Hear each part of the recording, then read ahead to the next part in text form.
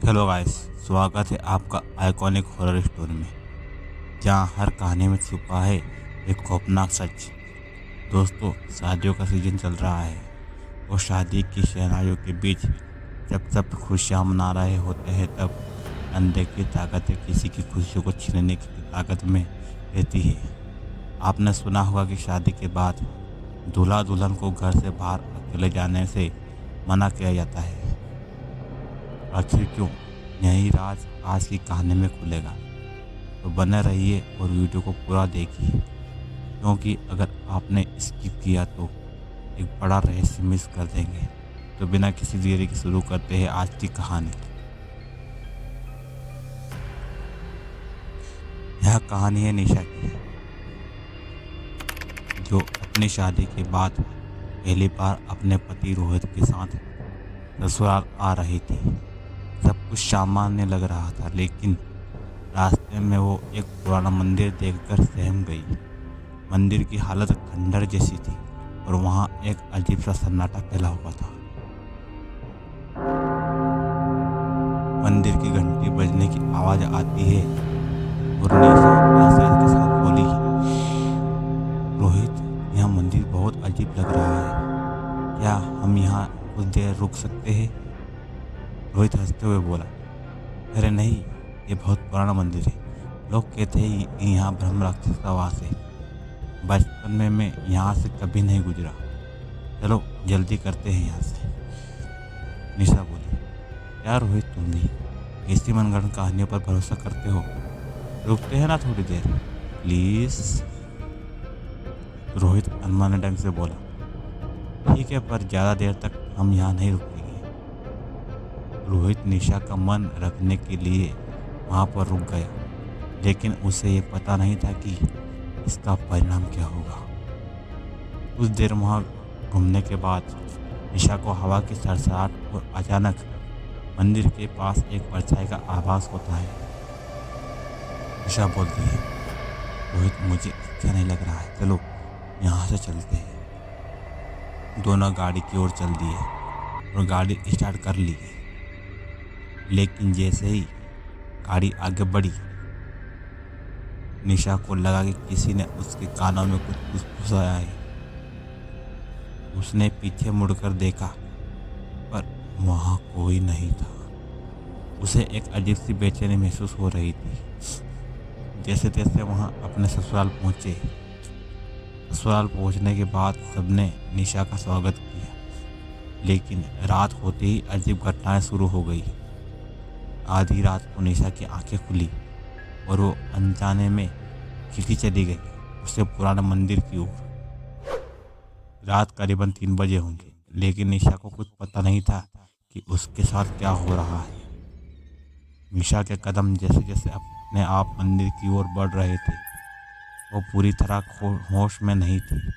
और तभी मंदिर के अंदर एक परछाई उभरी, जो दिखने में बहुत ही भयानक।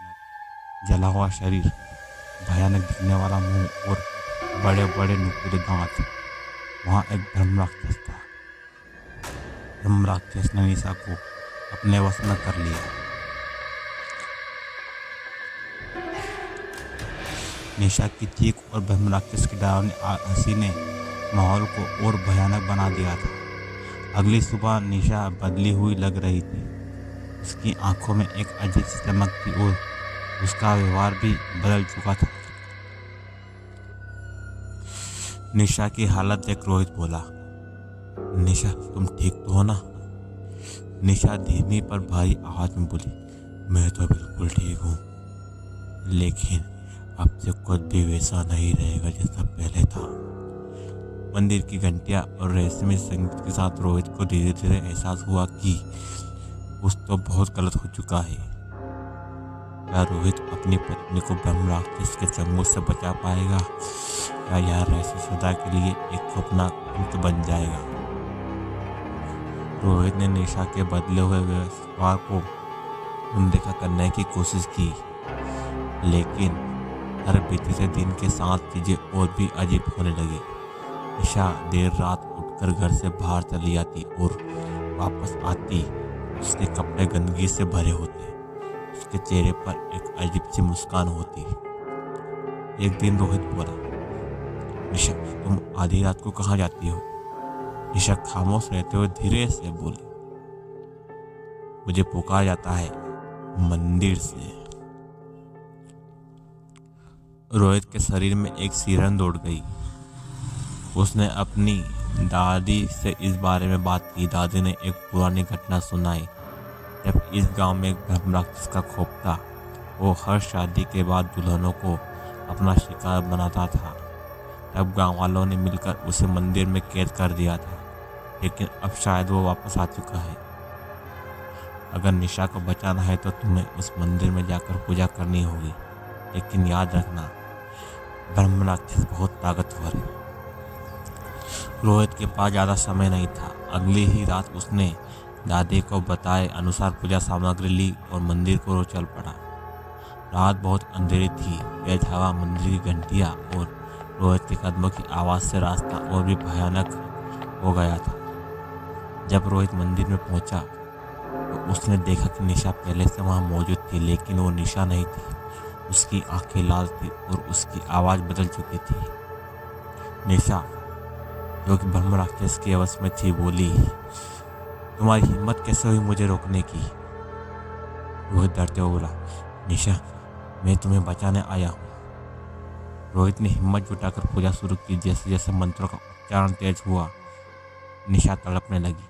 ब्रह्म राक्षस ने खुद को बचाने की पूरी कोशिश की, लेकिन रोहित की भक्ति के आगे उसकी एक न चली। कुछ ही देर में एक भयानक चीख के साथ ब्रह्म राक्षस गायब हो गया और निशा बेहोश होकर गिर पड़ी। रोहित निशा को लेकर घर वापस आया। वो अब ठीक थी, लेकिन इस घटना ने सबको सदा के लिए बदल दिया। गांव वालों ने मंदिर को फिर से बंद कर दिया ताकि और इस भयावह ताकत का शिकार ना बने। क्या आप यकीन करेंगे कि ऐसी घटनाएं सच में होती है?